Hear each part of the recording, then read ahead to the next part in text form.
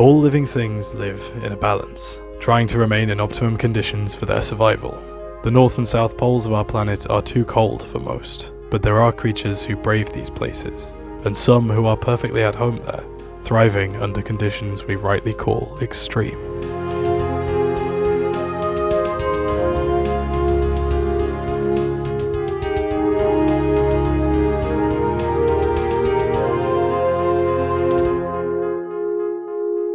At the northernmost part of our world is an ocean that can exhibit sub-zero temperatures due to its salinity, and even so it largely freezes over in the winter, and some surface ice remains all year round.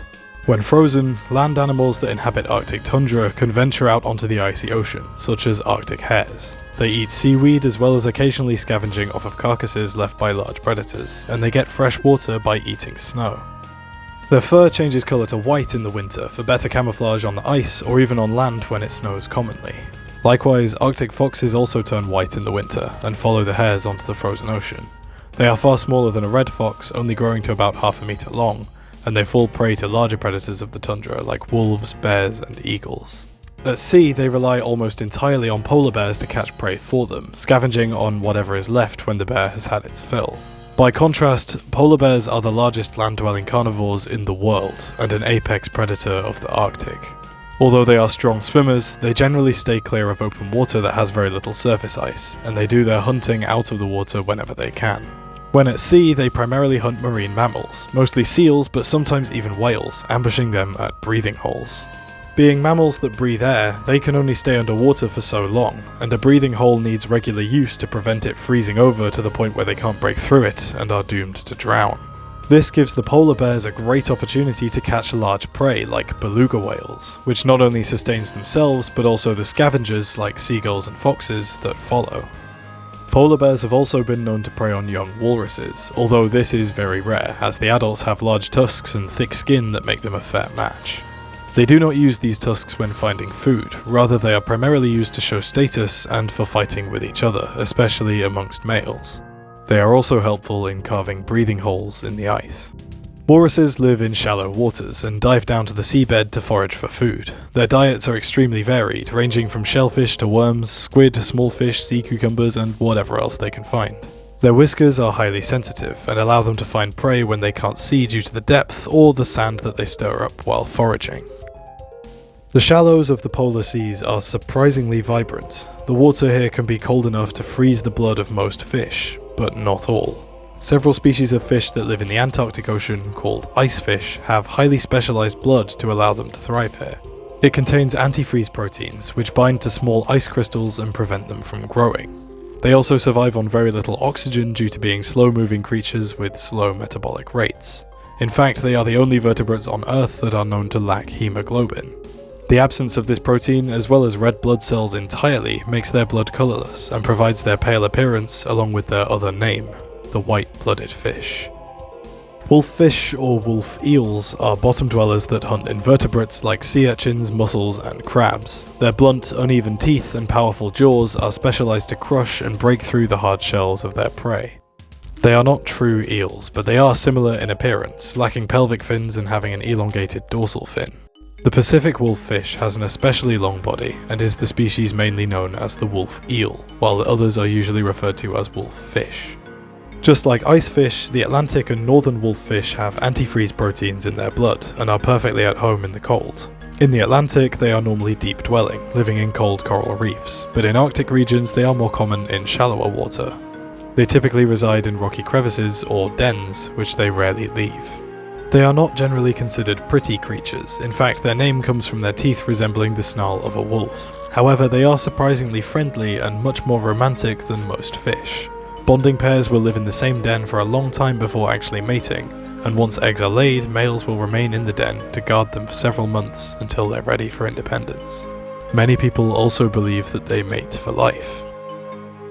Not all fish of the cold oceans are coastal bottom dwellers. There are pelagic fish here as well, like Arctic cod, and the deep seas around both poles are just as vibrant as in the rest of the world. A common predator of the Arctic cod is the narwhal, a whale native to the Arctic Ocean. They are toothed, and what many people refer to as a horn is actually their upper left canine. It's usually only the males that grow these so-called spiraled tusks. The consensus is that, like walruses, the tusk indicates social status, however there is a lot of debate over its exact functions. A common theory is that it's used to fight rival males, however it's also thought that rubbing their tusks together like this is instead to rid themselves of debris that may be encrusted on them. Narwhals are closely related to beluga whales, which are also native to the Arctic and known to interbreed with them. Despite their distinctive white colour and the absence of the long tusk, beluga whales are very similar in appearance to narwhals. Both have no dorsal fins, which allows them to swim closely underneath surface ice and even break through it without hurting themselves as long as it's thin enough. They also have a large melon, which is an organ located at the front of the head, used for echolocation and communication. The melon doesn't make sound, but directs and influences it, kind of like how we make sound with our vocal cords, but we alter what kind of sound we make using our mouths. Echolocation is especially important in the polar seas, as it's not only for finding food, but can also be used to find holes in the surface ice that the whales can use for breathing. Humpback whales are not native to the Arctic, but they do migrate there in search of food. In fact, they can be found in both the Arctic and Southern Oceans, as their migration routes span just about the entire planet. They can grow up to 15 meters long, and being so large, they have very few natural predators. However, young individuals are hunted by killer whales, which likewise venture into polar regions. Killer whales, also known as orcas, are large toothed whales, technically in the family of oceanic dolphins. Adults are normally around 7 meters long, which is larger than the average great white shark. They are intelligent pack hunters and can perform orchestrated attacks with incredible teamwork. For example, creating a wave to push a seal off of surface ice, driving it out of its shelter.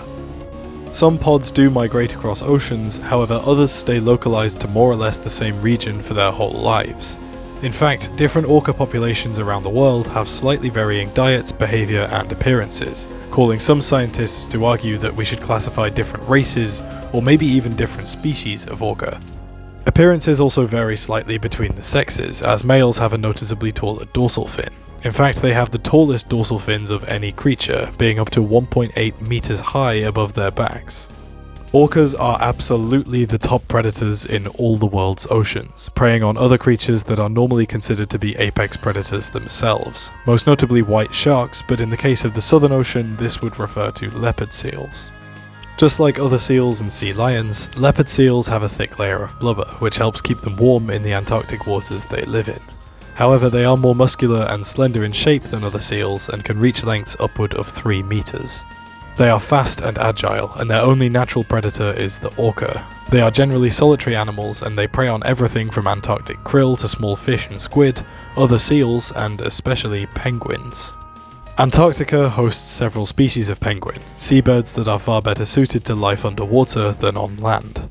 Their adult feathers are dense and streamlined, and although they are flightless and comparatively slow moving on solid ground, they are extremely powerful swimmers, very capable of outmaneuvering leopard seals and escaping their attacks. So the seal's best chance is to ambush them just as they enter or try to leave the water.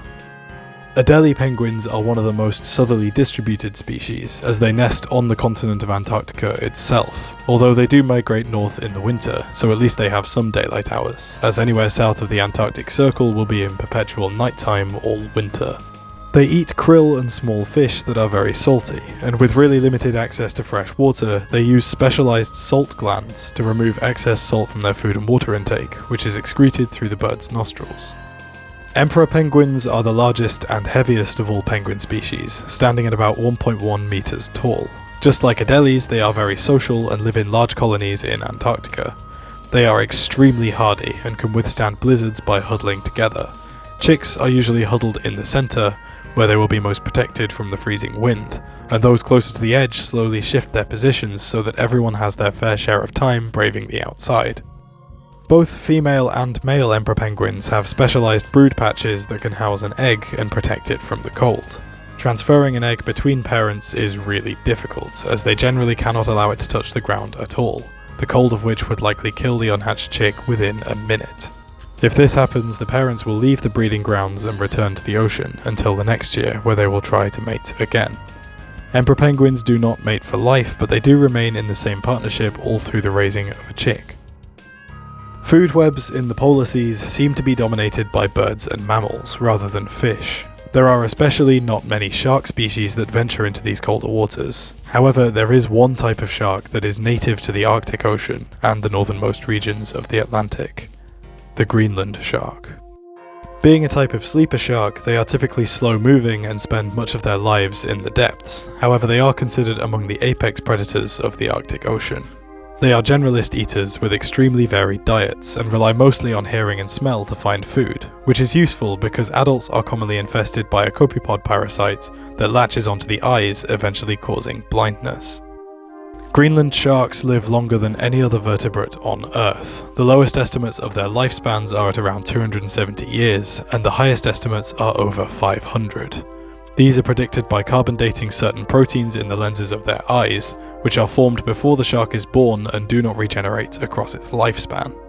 In 2016, several individuals were studied and one female was estimated to be 400 years old by this method. That means this shark would have been alive when Starry Night was painted, during America's Declaration of Independence, and even before anyone in Britain drank tea. Not much else is really known about the Greenland shark because of its rarity and the remoteness of its habitat. Even most other sharks will avoid the Arctic Ocean, where this one is at home. Who could have guessed that such extreme conditions would house the eldest creature of its entire phylum, and probably the oldest sentient mind yet discovered?